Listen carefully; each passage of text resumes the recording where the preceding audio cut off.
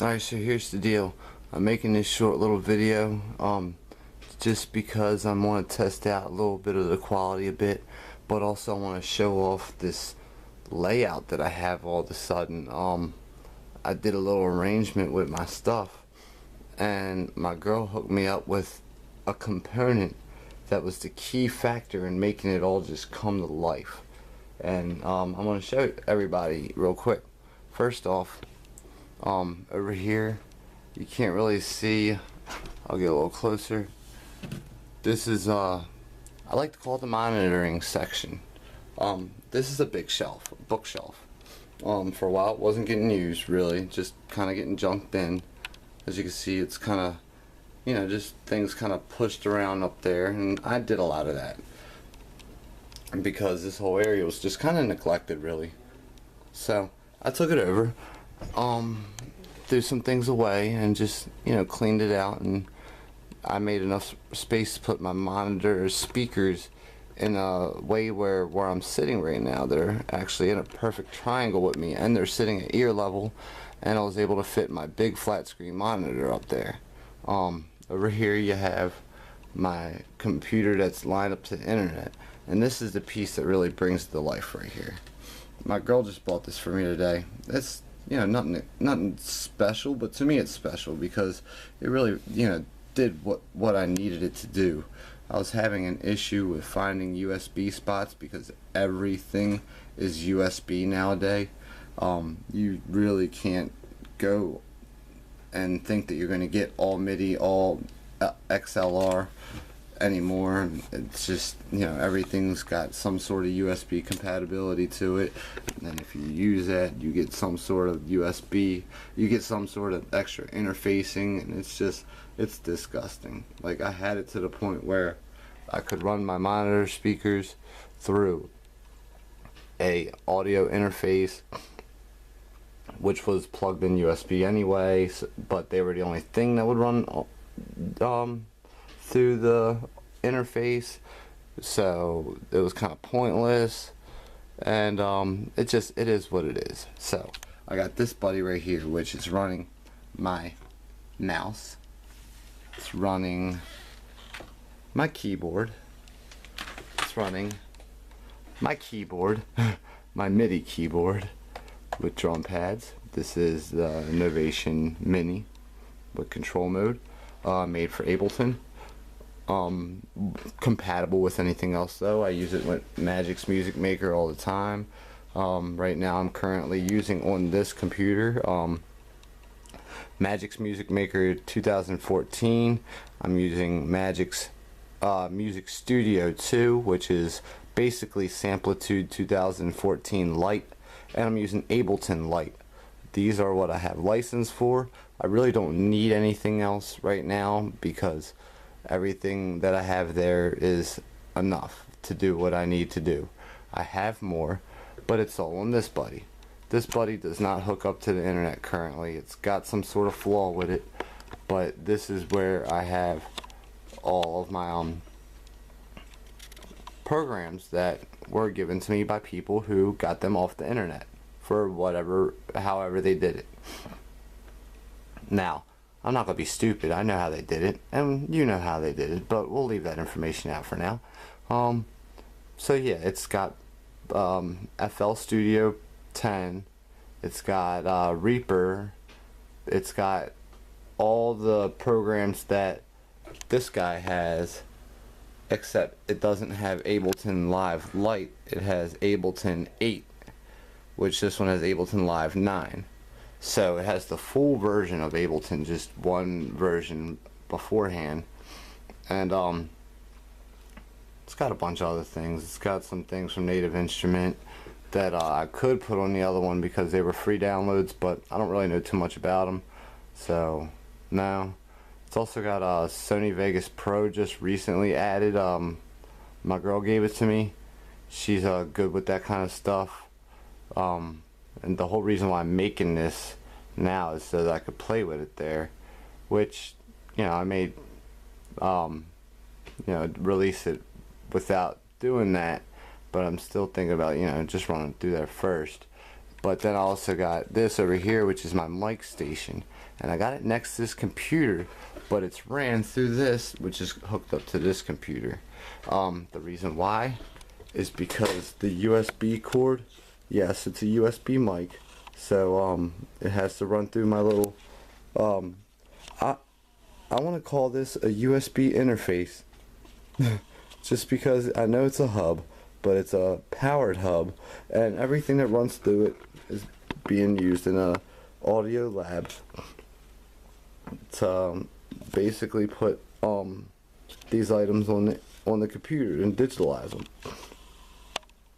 So I'm gonna call it my USB interface. This is my Yeti. It's got a ISO shield.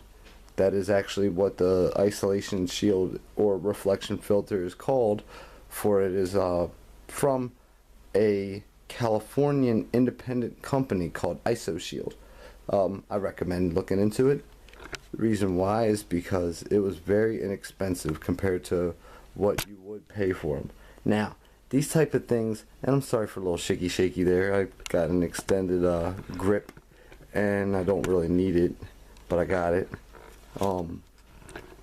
Yeah, these things, I don't know why we're getting blurry, so hold on, let it focus. There we go. I don't know why, no, I'm sorry, I just started that wrong. Let me go back.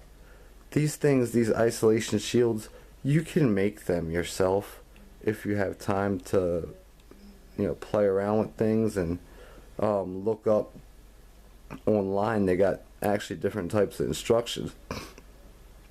I don't got time for that. I'll actually show you. It's made by independent company. This is PVC right here, and it is hooked up to a mic, a dynamic mic clip hooked up to my mic stand. And I used to have the microphone hooked there, but now what I did was I took a desktop mic stand right here, added an extension, which this can bend, so if I want to adjust it according to whatever I want to adjust it to, I can. It's got that right there is the actual base, and then you got the little extension right there, and then I got my spit guard connected to extension. Like I said, this is the Yeti Pro. The specs on it is that it has an on-deck mute button, it has an on-deck monitoring jack, it's got an on-deck volume control. You look on the back, it's got an on-deck gain control, which really that really brings this microphone to life, because any other microphone, especially USB style, if it's USB style, you got to go into the computer for the gain control, and if it's XLR, unless it's a nice microphone like this one is for USB, you're gonna have to go through your interface for that. And then it's got these are 4 different patterns for recording. It's a multi-pattern. Right now I gotta set the cardioid, which is perfect for vocals, for doing music vocals, especially hip-hop. What we also have is stereo, which is basically it's going to pick up everything and center it. I think, if I'm wrong, please correct me. Omnidirectional is going to pick up things everywhere and pick it up where it came from. And then you got a groundbreaking pattern, which is just released with this one, and hopefully they're still doing it now. It's just been something that was innovated with Blue, which is why I love Blue microphones, because they're so innovative.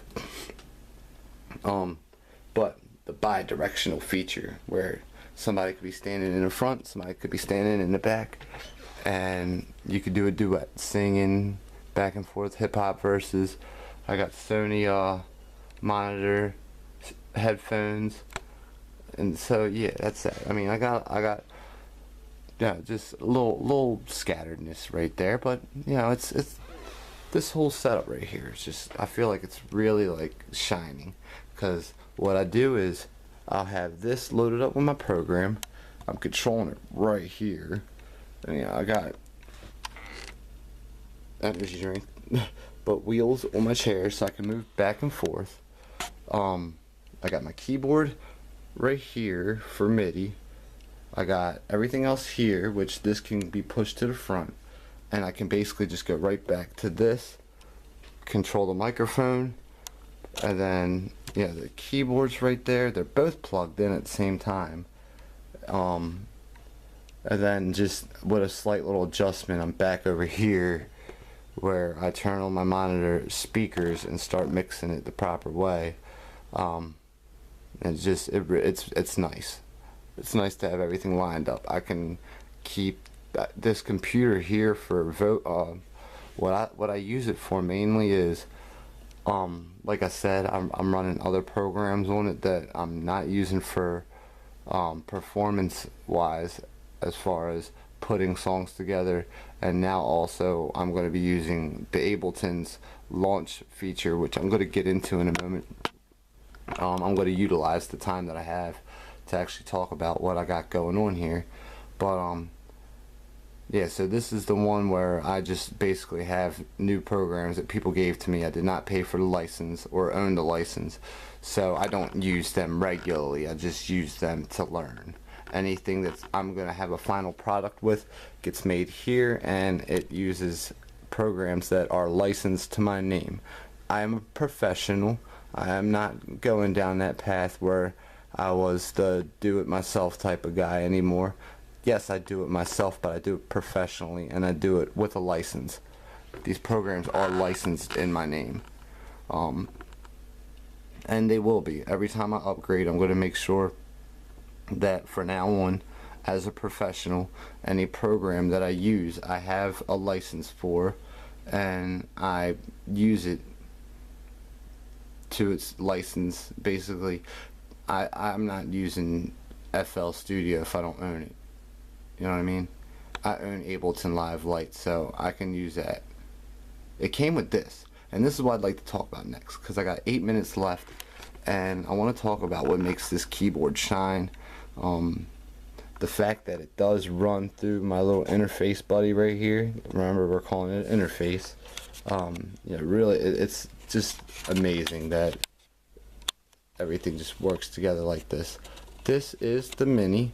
Let me pick it up. It's, small. Let me unfocus real quick. Yeah. Small, very small. Yeah, kind of. It's like 2 hands will fill it. It's USB only, so that's a shame. That means I can't, interface anything out of it, and I can't plug it up MIDI style. But when you see all the features here, you just ignore things like that. I mean, what I was mainly focused on is the fact that it was a Mini, so it didn't have too many keys, but it had these pads too, and I wanted something that was multi-pattern. See how they light up? Yeah, I don't even have a program on, they just light up. They just like me like that.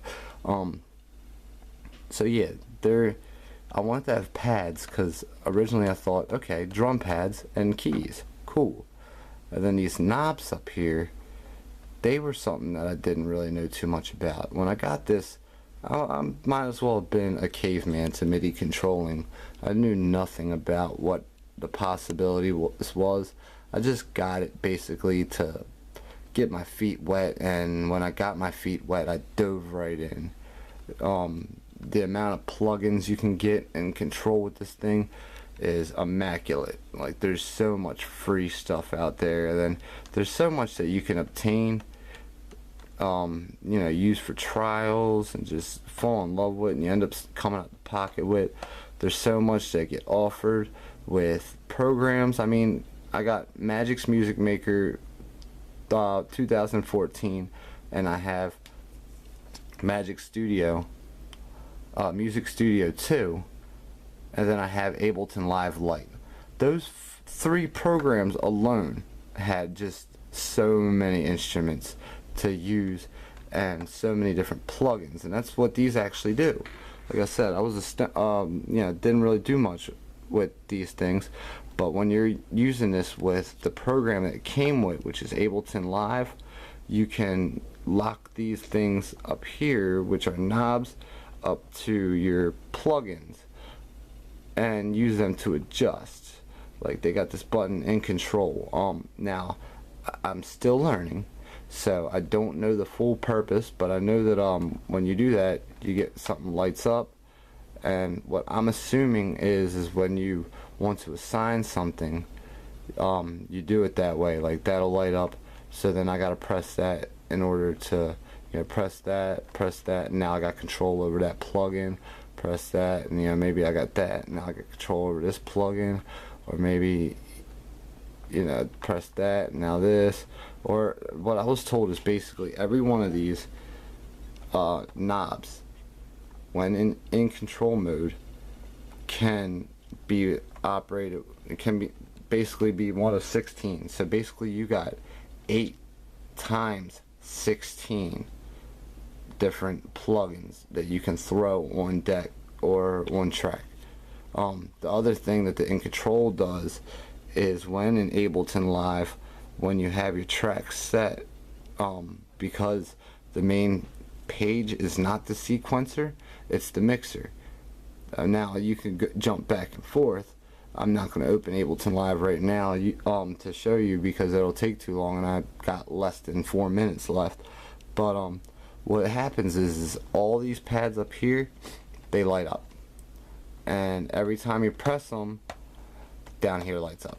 And the reason why it does that is because every time you press them, they launch whatever's on channel number 1, channel number 2, channel number 3, channel number 4, channel number 5. Now this is only when in mixer mode, not in sequencer mode. And what it's doing is basically you get to have a controlling aspect of what you're making there, whether you're making a beat or whether one of these has vocals on it. You decide when the music comes in, and then when your vocals come in, or when the drums come in, when the bass comes in, when guitars come in. If you want to take them out for a second, add a little drum drop, then once you got it going, take it off, start adding the filters, the compressors, adding this, and then hold it, bring it back in, let it light up again. It will light up too. And then take the drums out. I mean, there's so much you can do. Oh my God. And then right here, for every track, you can align multiple loops to every track, meaning you can do multiple arrangements. So let's say I'm on track 1, arrangement 1, I go down, down, down, and then over here you got octaves, and then track left and right. Now this doesn't say track over here. It can really used to be control whatever in Ableton Live where you have an up and down spot, but when you're in the mixer, these are track up and down, these are track left and right, octave up and down, and then your switches, knobs, I'm sorry. So that's basically how that works. And then say you want to launch everything at once. You got one on the top for it, stop everything once, one on the bottom. I mean, I just think that, that right there, the fact that it came with Ableton Live light, I mean, it's a light version, but who cares, man? I mean, it's still a full version of the program. It just has less features than the regular version, but not really. It's more or less like based on like different plugins and loop settings and things like that. Like it's content really. But as far as the program itself has full features. Now I got 1 minute left, so I got to wrap this up. But it also came with 2 different plugins that are digital emulations of Novation's original synthesizers. It gives you the V Station, which I did my research. The V Station is an emulation of their first synthesizer, not their first, but one of their most popular ones, called the K Station. And then it gives you the Bass Station, which is an emulation of exactly that, Novation's old Bass Station, which is both synthesizers that were used by bands like Daft Punk, Chemical Brothers, different types of electronic groups that use things like that. So they give you Ableton Live, they give you 2 plugins, and then they give you your own pack of loops from Loop Masters, and it's genre based, but it's a lot to it. I got 10 seconds left, so it gives you so much. So basically I got everything pretty much where I need it right now so that I can comfortably enjoy myself and make some dope shit happen. This is Kevin Warner, and I'd like to sign off. Peace.